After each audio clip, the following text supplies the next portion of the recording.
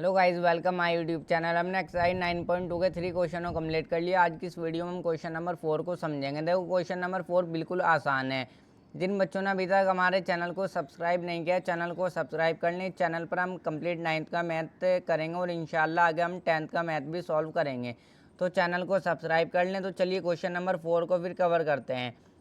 क्या बोला गया है? If a line intersect to concentric circle. देखो, यहाँ पर जो है एक लाइन है जो कॉन्सेंट्रिक सर्कल्स को जो है हमारी इंटरसेक्ट करती है। कॉन्सेंट्रिक सर्कल हमारे क्या होता है? कॉन्सेंट्रिक सर्कल हमारे वो होते हैं जिनका कॉन्सेंट्रिक सर्कल हमारे वो दो सर्कल होते हैं जिनका जो है हमारा सेंटर सेम होता है। देखो, इस वाले सर्कल का सेंटर भी यही पॉइंट है और इस वाले सर्कल का सेंटर भी यही है। Circles with the same centre. Concentric circles हमारे वो होंगे जिनका सेम सेंटर होगा। देखो, इन दोनों सर्कल का यही सेंटर है, तो ये दोनों कॉन्सेंट्रिक सर्कल्स कहलाएंगे।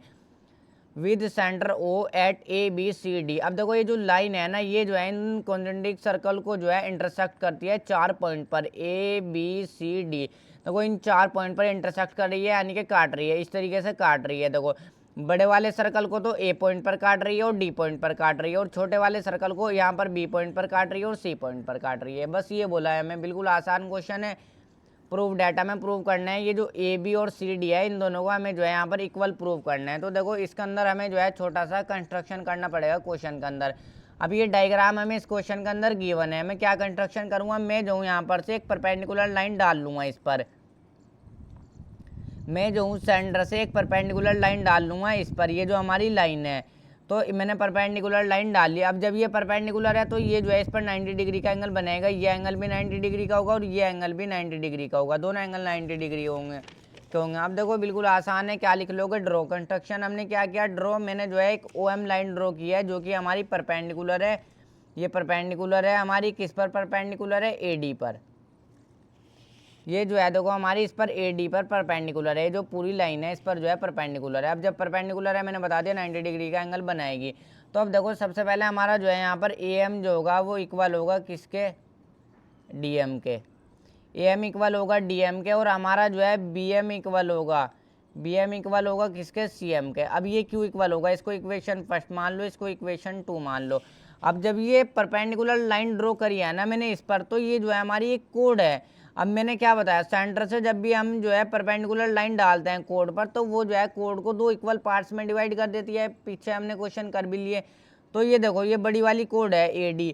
तो ये परपेंडिकुलर लाइन डाली मैंने इस पर, तो ये जो है ये जो परपेंडिकुलर लाइन है इसको कोड को 2 इक्वल पार्ट्स में डिवाइड करेगा, यानी कि AM और ये DM, ये दोनों इक्वल हो जाएंगे। AM और DM इक्वल होंगे।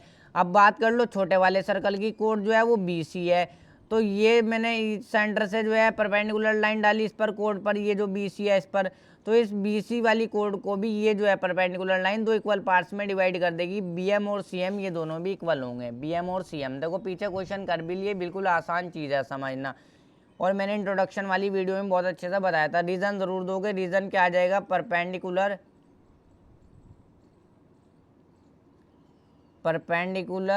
From centre, perpendicular from centre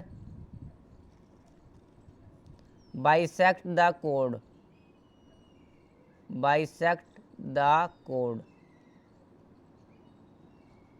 तो रीजन आ जाएगा perpendicular from centre bisect the code. अगर हम जो है परपेंडिकुलर लाइन डालते हैं ना सेंटर से, तो वो जो है कोड को बाइसेक्ट करता है। बाइसेक्ट करने का क्या मतलब है? यानी कि 2 इक्वल पार्ट्स में डिवाइड कर देता है। अब ये एक बड़े वाले सर्कल की ये कोड है AD, यानी कि बड़ी कोड है, तो ये भी 2 इक्वल पार्ट्स में डिवाइड हो जाएगा AM, और ये हमारा DM भी इक्वल हो जाएगा और BM और CM भी इक्वल हो जाएगा। देखो, बिल्कुल आसान सी चीज़ है। इंट्रोडक्शन वाली वीडियो में भी बहुत अच्छे से समझा दिया था।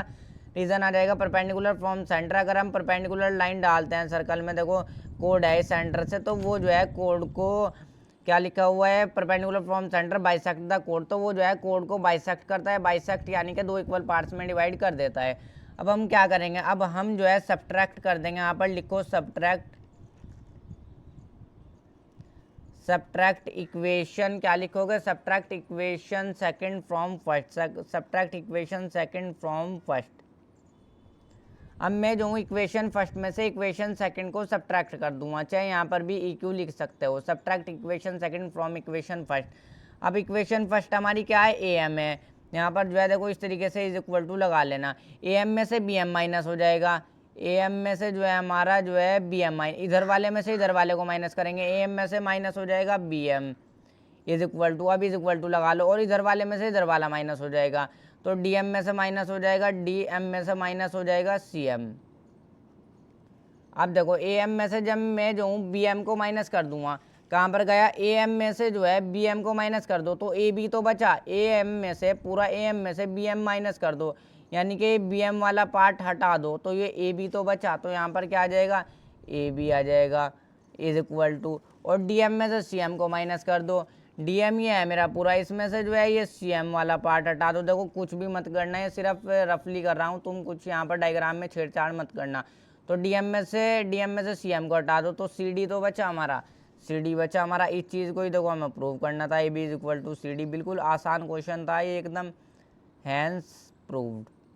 अब चाहे देखो प्रूव्ड सही से लिख लेना, P R O V E D, और अब देखो चाहे इस तरीके से कर लेना, इक्वेशन फर्स्ट लिखो पहले A M is equal to D M, फिर इक्वेशन सेकंड लिख दो, माइनस कर दो इनको, बस ए एम में से बी एम जाएगा, ए बी बचेगा, डी एम में से सी एम जाएगा, सी डी बचेगा, हैंस प्रूव्ड। तो बिल्कुल आसान क्वेश्चन था, उम्मीद करता हूँ अच्छे समझ में आया होगा। वीडियो को लाइक और चैनल को सब्सक्राइब ज़रूर कर लें।